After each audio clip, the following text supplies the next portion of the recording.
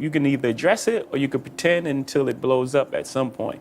Jay-Z is in the news again, and not for good reasons. His alleged new mistress is calling him out, and she isn't sparing any detail in her attack on him. Who would have thought that he'd be brought down like this? It's all really crazy. So without wasting any time, let's dive straight into the secrets that are being revealed. Jay-Z just can't catch a break. Pop mogul Jay-Z. His name has been revealed. The allegation is that he and Diddy to a 13-year-old girl at an after party in the year 2000 after the MTV Video Music Awards. Now, Jay-Z is denying these allegations. In a statement he posted to his X account, he denies the allegations and questions why this was done civilly, why this civil lawsuit was filed demanding money, and why a criminal complaint has not been made. He writes, quote, "My lawyer received a blackmail attempt called a demand letter from a lawyer named Tony Busby. What he had calculated was the nature of these allegations and the public scrutiny would make me want to settle. No, sir, it had the opposite effect. It made me want to expose you for the fraud you are in a very public fashion. So no, I will not give you one red penny." End quote. So that was what Jay-Z said publicly on his X account. In a statement to ABC News, that attorney, Mr. Busby, said, quote, "The pleading speaks for itself. This is a very serious matter that will be litigated in court." Over the last few weeks, he's pretty much been jumping from one scandal to another. Just coming out this evening, Jay-Z is being accused of a minor along with Diddy at a MTV VMAs after party back in 2000, according to documents obtained by Fox News Digital tonight. The lawsuit, which was initially filed back in October, was refiled tonight in New York by an anonymous accuser claiming Jay-Z, whose full name is Sean Carter, while Combs and Celebrity B watch. So that other celebrity was not named. Initially, the lawsuit stated Combs the minor while Celebrity A and Celebrity B watched. Carter was named as Celebrity A in the refiled lawsuit. Representatives for Jay-Z did not immediately respond to Fox News Digital request for comment. Combs and Carter allegedly, quote, took turns the minor, according to the lawsuit. Many others were present at the after party but did nothing to stop the assault, it alleges. The 13-year-old girl was dropped off at Radio City Music Hall by a friend as she wanted to attend the MTV Video Music Awards back in 2000, according to the lawsuit. In an attempt to gain entry to the venue, she began approaching limousine drivers waiting outside the celebrity-filled event. One of the limousine drivers she spoke to claimed to work for Diddy, the lawsuit read. He told her that Combs liked younger girls and said that, quote, she fit what Diddy was looking for, not allowing her into the awards, but inviting her to an after party. And I don't know about you guys, but all of this is kind of familiar to me. "I have made some mistakes," she said. "Honestly, what is the clearest is what happened to me." The inconsistencies in her account of an incident alleged to have happened 24 years ago does not necessarily mean the allegations are false. The accuser's attorney, Tony Busby, said, "Because we have interrogated her intensely, she has even agreed to submit to a polygraph. This has been extremely distressing for her, to the point she has experienced seizures and had to seek medical treatment due to the stress." In a statement to NBC News, Sean Carter said, "This incident didn't happen, and yet he filed it in court and doubled down in the press. True justice is coming. We fight from victory, not for victory." Is any part of you scared coming out against such powerful people? Yeah, I'm scared of what could happen, but I'm more afraid of letting it eat me alive from the inside out than I am of,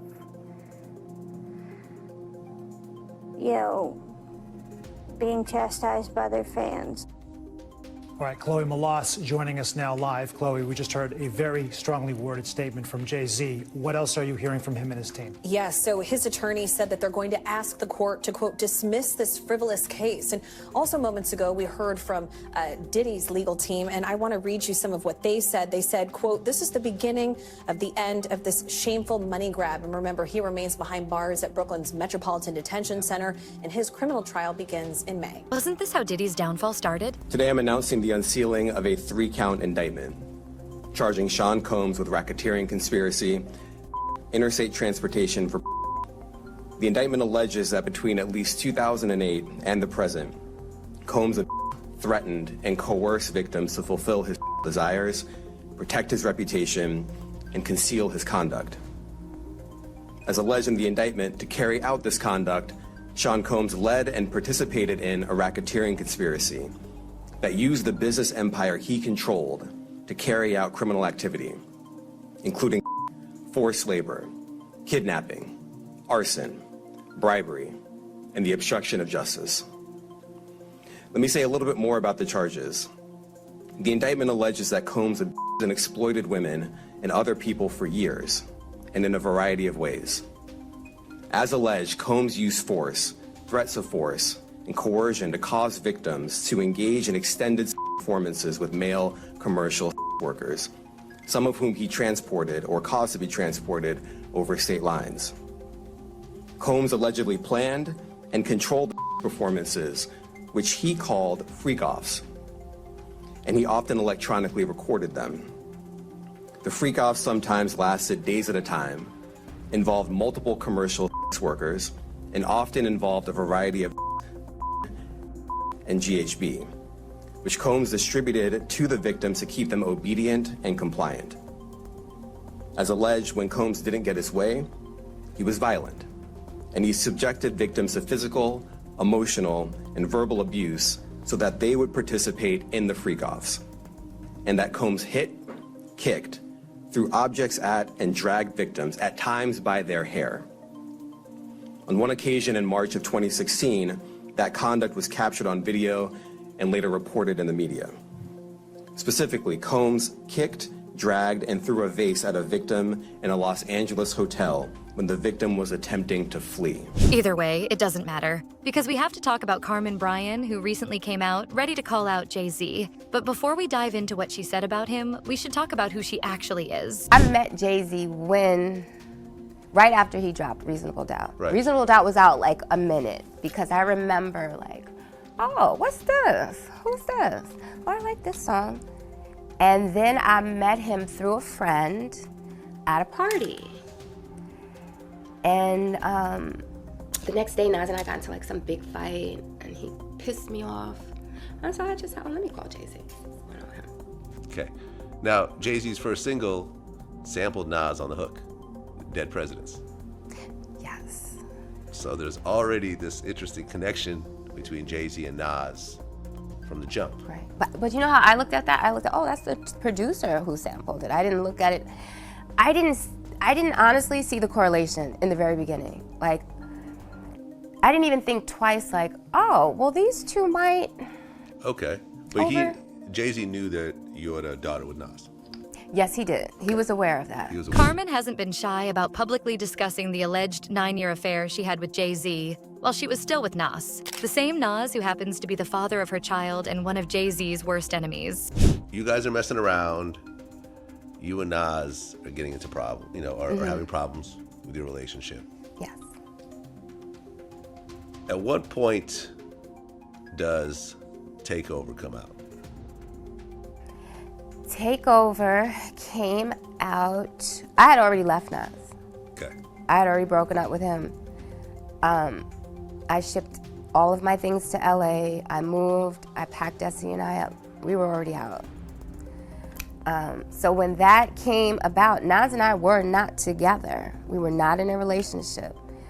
We were still going back and forth like couples do who immediately break up. We were still seeing each other. It wasn't like the relationship was, completely null and void. That's difficult. It takes a little bit of time to get over someone you've been in a relationship with for a decade.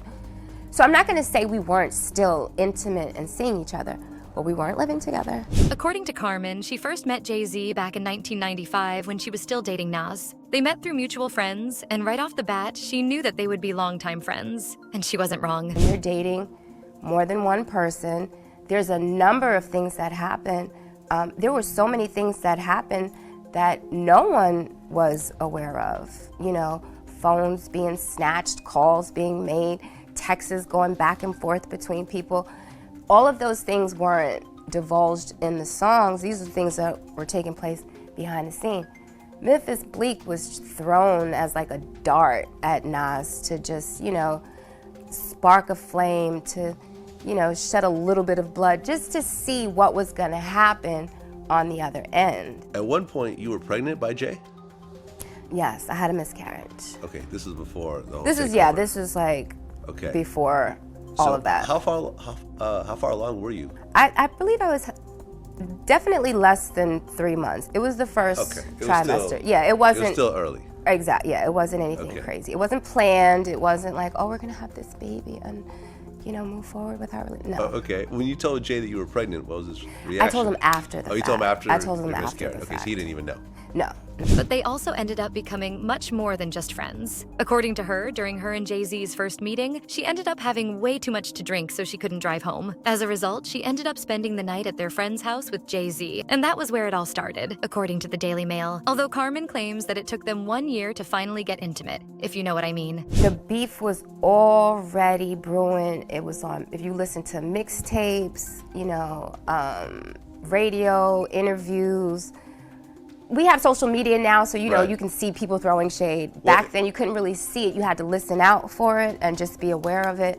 But the beef had started way before the songs dropped. Okay, because I'd heard Is That Your Chick was about you? Here's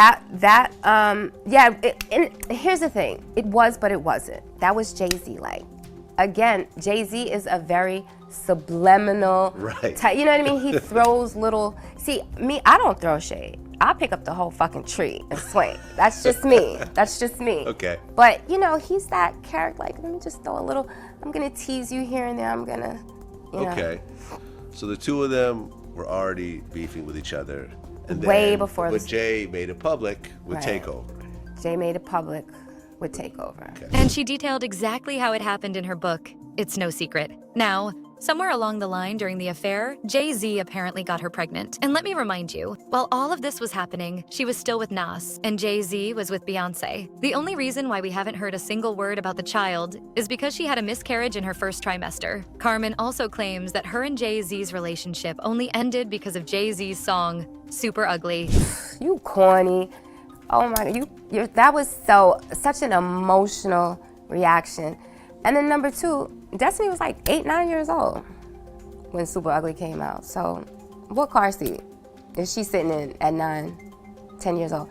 Jay-Z's never been in any of our vehicles.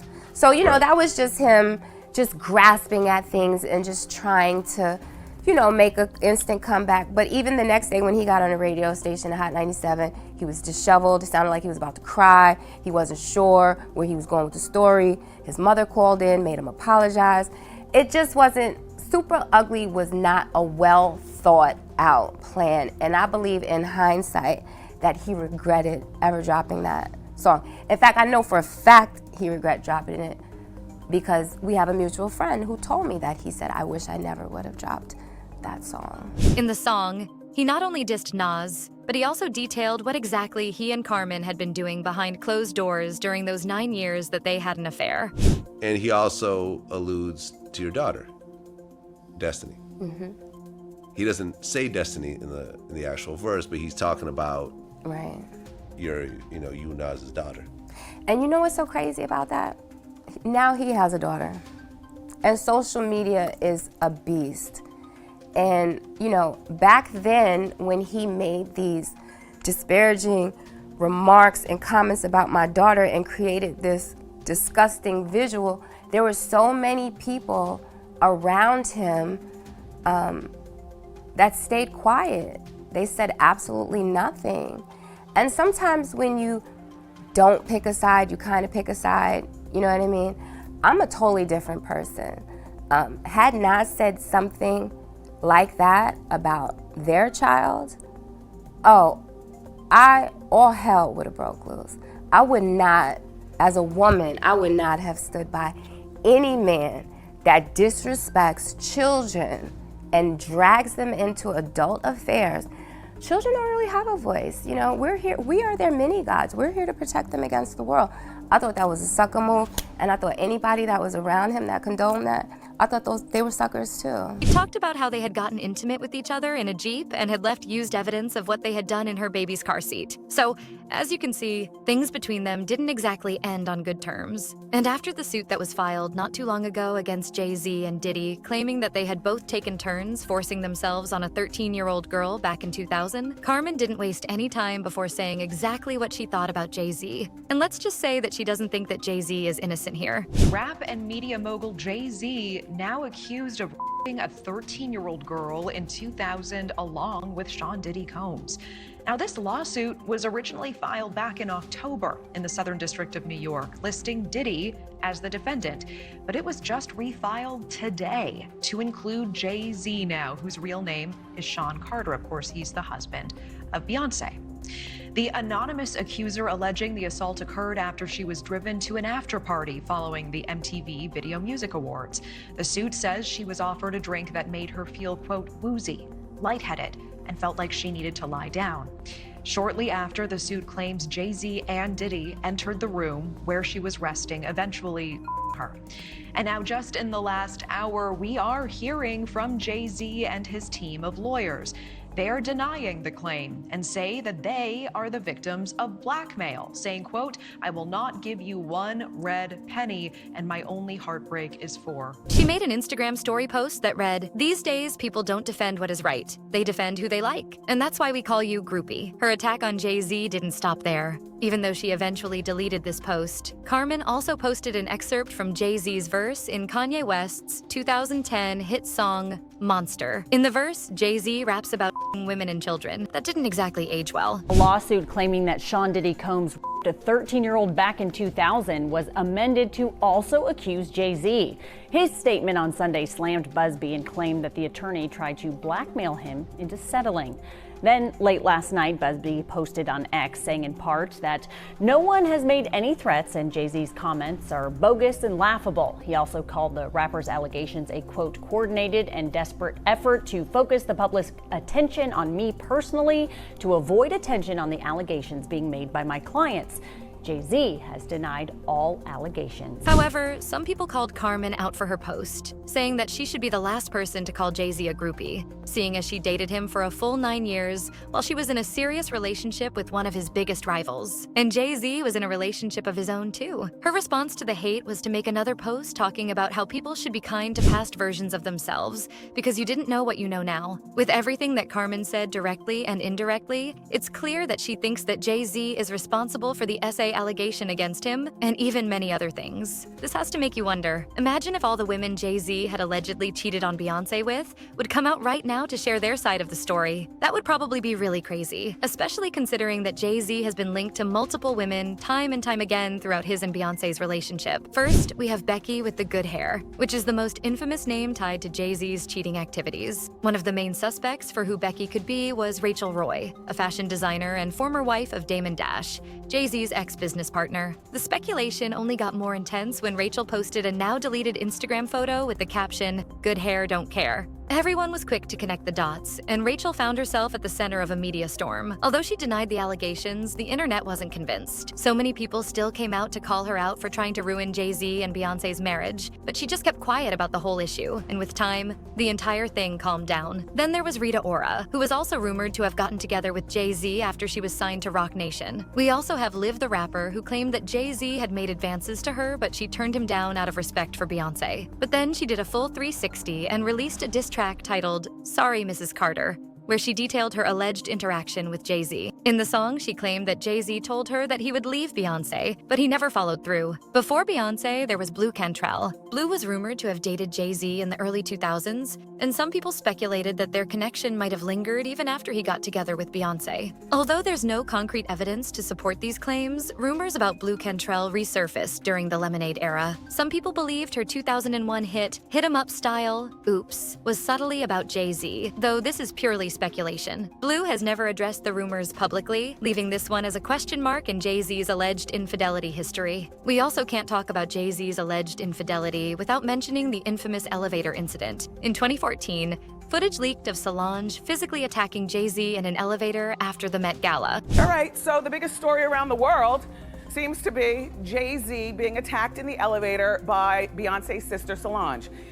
It's leading on all the newscasts. Of course, it's a hot topic here, but it's amazing how the world has let go of everything else important and is talking about this. She is kicking his behind, and the security guard's trying to hold her back. Beyoncé's next to Jay-Z in the corner, and I know you've seen this footage before, and you know that Beyoncé waited a long time before she stepped in between them. Yes, she almost kicked him in his area, but he caught it. This was at, as you might know by now, the after party to the Met Gala. It was at a place here in Manhattan called the Standard Hotel. The hotel is upset because the footage even got out, because this is supposed to be a place that caters to celebrities. But who falls for that? You know, of course, this footage probably made somebody rich. The only thing that would make somebody richer is the person who's got the audio. Okay, so now, you know, I will just say that people have been speculating and saying, well, why didn't Beyoncé get in the middle? In my mind, Beyoncé didn't get in the middle because Solange was probably attacking him over something that he knows he was dead wrong about.